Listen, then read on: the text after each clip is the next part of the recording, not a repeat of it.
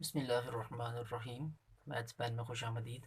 Last lecture में हम residue calculate कर रहे थे फंक्शंस का, और हमने देखा था कि अगर सिंपल पोल हो, पोल ऑफ ऑर्डर 2 हो, पोल ऑफ ऑर्डर 3 हो, तो उसका रेजिड्यू हम कैसे कैलकुलेट करते हैं। तो ये नेक्स्ट एग्जांपल है हमारे पास। F of z is equal to z square plus one और नीचे z square minus one into z square plus four. इसको हम ओपन करेंगे तो ये इसका आएगा जी माइनस वन और जी प्लस वन।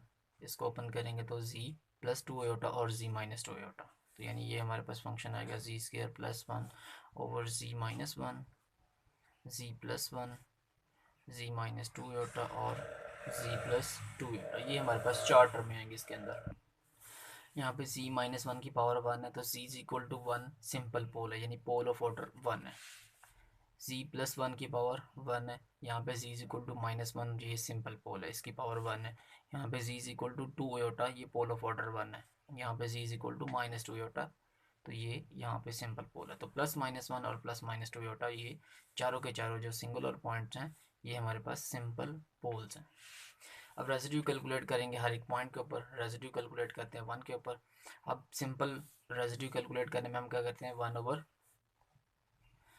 जितना यहाँ पे पोल का ऑर्डर है, ये फर्स्ट ऑर्डर है, तो इसमें से एक कम का फैक्टोरियल नीचे डिवाइड कर देते हैं, साथ लिमिट आती है और डेरिवेटिव आता है। डेरिवेटिव जितना यहाँ पे पोल का ऑर्डर है, फर्स्ट ऑर्डर है, तो यहाँ से यहाँ पे डेरिवेटिव का ऑर्डर क्या आता है, उसमें से एक कम। इसका मतलब है जीरो ऑर्डर डेरिवेटिव आएगा। जीरो ऑर्डर डेरिवेटिव का मतलब है सिंपल हमारे पास फंक्शन, कोई डेरिवेटिव नहीं लेंगे। तो जस्ट हम क्या करेंगे, सिंगुलर पॉइंट जी माइनस हमारा जो सिंगुलर पॉइंट है जी नॉट, उससे फंक्शन को मल्टीप्लाई कर देंगे। तो सिंगुलर पॉइंट यहाँ पे हमारा वन है, तो z माइनस वन को पूरे फंक्शन से मल्टीप्लाई कर देंगे, तो z माइनस वन वाली टर्म खत्म हो जाएगी। बाकी जो फंक्शन बचेगा उसके ऊपर z प्रोसेस टू वन, ये हम लिमिट अप्लाई कर देंगे। तो z वन रखेंगे तो वन प्लस वन आ जाएगा, नीचे वन प्लस वन और वन प्लस फोर आ जाएगा। तो इसको सिंप्लीफाई कर लेंगे तो इसका आंसर आ जाएगा one by five. Next minus one भी हमारे पास सिंपल पोल है, तो इसी तरह हम वन ओवर ज़ीरो का फैक्टोरियल इसे डिवाइड कर देंगे, वो वन हो जाता है, साथ लिमिट अप्लाई करेंगे और z माइनस जी नॉट से पूरे फंक्शन को मल्टीप्लाई कर देंगे। अब जी नॉट हमारा माइनस वन है, तो z minus into minus one वो हो जाएगा z प्लस वन, तो z प्लस वन से इसको मल्टीप्लाई कर देंगे। यानी सिंपली हम क्या करेंगे, एक बार z माइनस वन से मल्टीप्लाई करेंगे, फिर z प्लस वन से मल्टीप्लाई करेंगे, फिर z माइनस टू योटा से मल्टीप्लाई कर देंगे और z प्लस टू योटा से मल्टीप्लाई करते जाएंगे फंक्शन को। तो पहली बार मल्टीप्लाई करेंगे तो ये सिंगुलरिटी खत्म हो जाएगी, बाकी लिमिट अप्लाई कर देंगे। दूसरी बार सिंपल पोल निकालेंगे माइनस वन के ऊपर, तो ये टर्म खत्म हो जाएगी इन तीनों के ऊपर, और ऊपर वाले के ऊपर लिमिट अप्लाई कर देंगे। इसी तरह इन दोनों के ऊपर भी। तो z प्लस वन से इस पूरे फंक्शन को मल्टीप्लाई कर दिया तो z प्लस वन वाली टर्म खत्म हो जाएगी, यानी जो टर्म हमें सिंगुलरिटी दे रही थी माइनस वन पे, वो ख़त्म हो जाएगी। बाकी हम लिमिट अप्लाई कर लेंगे सिंपली, और इसका आंसर निकालेंगे, ये आ जाएगा माइनस वन ओवर फाइव। इसी तरह टू एटा पर रेसिड्यू कैलकुलेट करेंगे तो हम z माइनस टू एटा से पूरे फंक्शन को मल्टीप्लाई कर देंगे। तो जो पार्ट हमें सिंगुलरिटी दे रहा था उसको रिमूव कर देंगे यहाँ से, तो जी स्केयर प्लस वन रह जाएगा, जी स्केयर माइनस वन और जी प्लस टू योटा। इसके ऊपर z approaches to two iota limit apply कर देंगे, ये आएगा टू योटा का स्केयर, टू योटा का स्केयर बन जाएगा हमारे पास माइनस फोर प्लस वन, यहाँ से आएगा माइनस थ्री, और नीचे टू योटा का स्केयर माइनस फोर और माइनस वन, ये माइनस फाइव आ जाएगा। यहाँ से two iota plus two iota four iota आ जाएगा। कैंसिलेशन करेंगे तो हमारे पास एट दी एंड आंसर आ जाएगा थ्री ओवर, ये आंसर हमारे पास यहाँ पे 20 आ रहा है। ये आ जाएगा टू योटा का square minus four plus one minus three, नीचे आ जाएगा टू योटा का स्केयर माइनस फोर और माइनस वन माइनस फाइव, और यहाँ पे आ जाएगा two iota plus two iota four iota. तो ये माइनस माइनस कट जाएगा, थ्री ओवर 20 अयोटा आ जाएगा इसका आंसर, थ्री ओवर 20 अयोटा, ये इसका आंसर आ जाएगा। अयोटा को ख़त्म करना चाहेंगे तो अयोटा से मल्टीप्लाई कर देंगे और डिवाइड कर देंगे तो अयोटा हमारे पास न्यूमरेटर में चला जाएगा। इसी तरह रेसिड्यू कैलकुलेट करेंगे माइनस टू योटा के ऊपर, तो हम minus two iota limit apply कर देंगे, limit z proceeds to minus two iota, और z minus into minus two iota उससे मल्टीप्लाई कर देंगे फंक्शन को, यानी z प्लस टू योटा से मल्टीप्लाई कर देंगे। तो z प्लस टू योटा वाली टर्म खत्म हो जाएगी, बाकी टर्म के ऊपर हम सिंपल लिमिट अप्लाई करके अपना आंसर निकालेंगे, ये आएगा minus three over 20 iota. Next हमारे पास फंक्शन है z ई की power z over z minus a cube. अब z is equal to a put करेंगे तो a हमारा सिंगुलर पॉइंट है, ठीक है। तो a पोल है ऑर्डर थ्री का यहाँ पे। ऑर्डर 3 का पोल है तो 3 में से एक कम का फैक्टोरियल यहाँ पे डिवाइड कर देंगे, लिमिट अप्लाई करेंगे और 3 में से एक कम का डेरिवेटिव यानी सेकंड ऑर्डर डेरिवेटिव से मल्टीप्लाई कर देंगे। और यहाँ पे ऑर्डर 3 का है तो z माइनस जी नॉट जो हमारा सिंगुलर पॉइंट है वो a था, तो z माइनस ए की पावर 3 जितना पोल का ऑर्डर है उतने से मल्टीप्लाई कर देंगे ताकि ये सिंगुलरिटी यहाँ से ख़त्म हो जाए। बाकी z की पावर z बचेगा, इसके ऊपर प्रोडक्ट रूल लगाएंगे और सेकंड डेरिवेटिव तक इसको कैलकुलेट कर लेंगे। एक बार डेरिवेटिव लेंगे प्रोडक्ट रूल, फर्स्ट का derivative second as it is plus first as it is और सेकंड का डेरिवेटिव e की power z as it is आ जाएगा। अगेन डेरिवेटिव लेंगे e की पावर c का e की पावर c, इनके ऊपर प्रोडक्ट रूल लगाएंगे तो यही टर्म दोबारा आ जाएंगे। अब limit z approaches to a, तो e की power a plus a into e की पावर a, इन सबको ऐडअप कर लेंगे तो ये 2 हो जाएगा। e की पावर a सब में से कॉमन तो 1/2 2 प्लस a e की पावर a, ये आंसर आ जाएगा। नेक्स्ट हमारे पास function F of z is equal to cot z. Cot z को लिख लें cos z over sine z. अब z is equal to 0 put करेंगे तो ये हमारे पास सिंगुलर पॉइंट 0 हमारे पास यहाँ पे एक सिंपल पोल है। अब हम ये हमारे पास फंक्शन आ गया, ऊपर भी फंक्शन है और नीचे भी फंक्शन आ गया, तो रेजिड्यू कैलकुलेट करेंगे 0 के ऊपर, तो लिमिट अप्लाई करेंगे, लिमिट जी अप्रोचेस टू 0, ऊपर वाला वैसे ही नीचे वाले का ले लेंगे डेरिवेटिव, तो नीचे वाला का डेरिवेटिव लेंगे तो हमारे पास कॉस जी आता है, कॉस जी कैंसिल हो जाएगा, 1 के ऊपर जब लिमिट अप्लाई करेंगे तो आंसर हमारा 1 ही आ जाएगा। यहाँ पे एक्सप्लेनेशन है कि sine z is equal to 0, z is equal to 0, ये हमारे पास है 0 यानी इस फंक्शन का 0, तो साइन जी का डेरिवेटिव लेंगे वो कॉस जी रहता है, वो नॉन जीरो आता है at z is equal to 0, तो ये हमारे पास सिंपल पोल है। यानी यहाँ बताया गया कि 0 सिंपल पोल कैसे, हमने डेफिनेशन पढ़ी थी पोल की कि अगर फंक्शन की वैल्यू किसी पॉइंट के ऊपर 0 आए लेकिन फंक्शन के फर्स्ट डेरिवेटिव की वैल्यू उस पॉइंट पे नॉन ज़ीरो है तो फिर हम उस पॉइंट ए को कहते हैं कि ये हमारे पास क्या है, सिंपल पोल है या पोल ऑफ ऑर्डर 1 है। तो फंक्शन हमारे पास साइन जी है, साइन जी की value z is equal to 0 पे 0 आती है, इसका मतलब सी इज इक्वल टू 0 इसका सिंगुलर पॉइंट है। फंक्शन का डेरिवेटिव हमने लिया वो कॉस जी आता है, कॉस जी की वैल्यू 0 पे 1 आती है यानी वो नॉन जीरो आती है, तो z इज इक्वल टू 0, ये हमारे पास यहाँ पे सिंपल पोल है।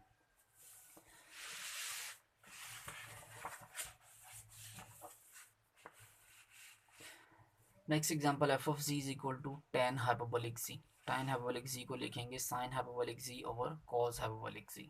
अब हम cos हाइपरबोलिक जी के जीरोस निकालते हैं, वही इसके इस फंक्शन के सिंगुलर पॉइंट्स आएंगे, तो cos हाइपरबोलिक जी को हम 0 के इक्वल रख लेंगे, cos हाइपरबोलिक जी इक्वल होता है e की पावर जी प्लस e की पावर माइनस जी ओवर 2, 2 0 से मल्टीप्लाई होगा तो 0 हो जाएगा। इधर हम एलसीएम ले लेंगे और डिनोमिनेटर को 0 से अगेन मल्टीप्लाई कर देंगे, तो यहाँ से आंसर आएगा e की power 2c plus 1 is equal to 0, plus 1 को इधर ले जाएंगे -1 आ जाएगा, -1 को हम लिख सकते हैं कॉस पाई, ठीक है, तो हमने इसको लिखा e की पावर पाई आयोटा, जब इसको हम ओपन करेंगे e की पावर पाई आयोटा को तो इसका आंसर आएगा cos pi plus iota sine pi.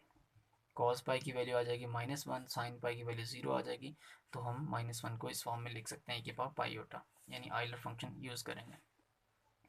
अब यहाँ पे बेस हमारे पास सेम है तो पावर्स वो इक्वल हो जाएंगे, पावर को इक्वेट कर लिया, 2c is equal to pi iota, यहाँ से हमने z की वैल्यू निकाली वो पाई/2 आयोटा, यानी ये हमारे पास क्या है, 0 है इस फंक्शन का, तो ये हमारे पास सिंगुलर पॉइंट आएगा इस फंक्शन का, तो z इज इक्वल टू पाई/2 आयोटा, ये सिंपल पोल है। सिंपल पोल के लिए हम चेक कर सकते हैं कि इसका डेरिवेटिव ले लिया कॉस हाइपरबोलिक जी का, वो आता है साइन हाइपरबोलिक जी, इसके अंदर जब z इज इक्वल टू पाई/2 आयोटा पुट करेंगे तो उसका आंसर नॉन जीरो आता है, तो फर्स्ट डेरिवेटिव का आंसर नॉन जीरो, इसका मतलब है पोल ऑफ ऑर्डर 1 बनता है हमारे पास। तो रेजिड्यू कैलकुलेट कर लिया पाई/2 आयोटा के ऊपर, अब सिंपल पोल है तो जस्ट हम लिमिट अप्लाई कर देंगे और इस फंक्शन का ऊपर फंक्शन एज इट इज़, नीचे वाले फंक्शन का डेरिवेटिव ले लेंगे, तो हमने ऊपर वाला फंक्शन एज इट इज़ रखा है, साइन हाइपरबोलिक जी, नीचे वाले का डेरिवेटिव लिया है, तो कॉस हाइपरबोलिक जी का डेरिवेटिव बनता है साइन हाइपरबोलिक जी, ये कैंसिल हो जाएंगे, जब लिमिट अप्लाई करेंगे तो आंसर 1 आ जाएगा। इसी तरह नेक्स्ट हमारे पास एग्जांपल है F of z is equal to z over cos z. जब कॉस जी को 0 रखेंगे तो इस कॉस हमारे पास पाई/2 के ऊपर 0 आता है, वैसे तो पाई/2 के जितने मल्टीपल्स हैं और मल्टीपल्स हैं उनके ऊपर भी 0 आता है, जस्ट हम चेक कर रहे हैं z इज इक्वल टू 0 पाई/2 के ऊपर, विच इज़ सिंपल पोल।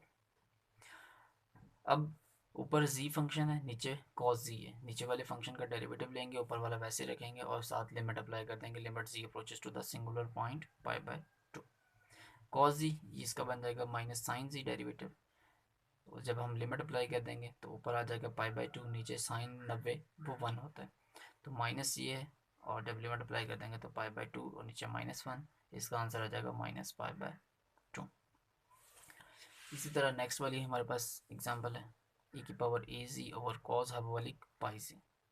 अब कॉस हाइपरबोलिक पाई z को जैसे हमने ऊपर कॉस हाइपरबोलिक z को जीरो के इक्वल पुट किया, यहाँ पे z की जगह पे पाई z आ रहा है तो यहाँ पे पाई z आ जाएगा, पाई z और नीचे 2, इसको मल्टीप्लाई कर देंगे इधर, फिर इन दोनों का एलसीएम लेके e⁻पाई z को इधर अगेन मल्टीप्लाई कर देंगे, वो डिनोमिनेटर में जो एलसीएम होगा वो भी 0 हो जाएगा इधर जाके, बाकी आएगा e⁻2 pi z plus 1 is equal to 0, 1 की जगह पे अगेन e⁻पाई होता, पावर्स को कंपेयर करेंगे, पाई पाई कैंसिल हो जाएगा दोनों साइड पे, 2z is equal to iota आ जाएगा, तो यहाँ से z इज इक्वल टू आयोटा/2 आ जाएगा। तो ये हमारा यहाँ पे पोल आ गया, सिंपल पोल।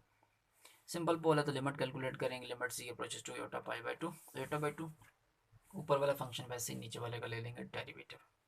ये जब हमने लास्ट 5 वाला रूल पढ़ा कि ऊपर फाई ऑफ z आ जाए, नीचे साई ऑफ z आ जाए, और साई ऑफ z हमें क्या दे, इसके हम सिंगुलर पॉइंट्स निकालें तो वो हमें सिंपल पोल्स हैं इस फंक्शन के, जो हमारा ओरिजिनल फंक्शन है। तो उसके लिए हम क्या कहते हैं, फिर लिमिट अप्लाई करते हैं z approaches to the singular point जो हमारा है, ऊपर वाला फंक्शन वैसे ही और नीचे वाले का ले लेते हैं हम डेरिवेटिव। तो ऊपर वाला वैसे ही नीचे वाला का डेरिवेटिव कॉस हाइपरबोलिक z पाई z का साइन हाइपरबोलिक पाई z और फिर एंगल का डेरिवेटिव पाई आ जाए, आयोटा/2 रिप्लेस करेंगे तो e⁻a/2 आ जाएगा, साइन हाइपरबोलिक पाई z की जगह पे लिखेंगे आयोटा/2, तो साइन हाइपरबोलिक पाई आयोटा/2 आ जाएगा, तो ऊपर e⁻a/2 और नीचे पाई आ जाएगा, और साइन हाइपरबोलिक पाई आयोटा/2, इसका आंसर हमारे पास आयोटा आ जाएगा।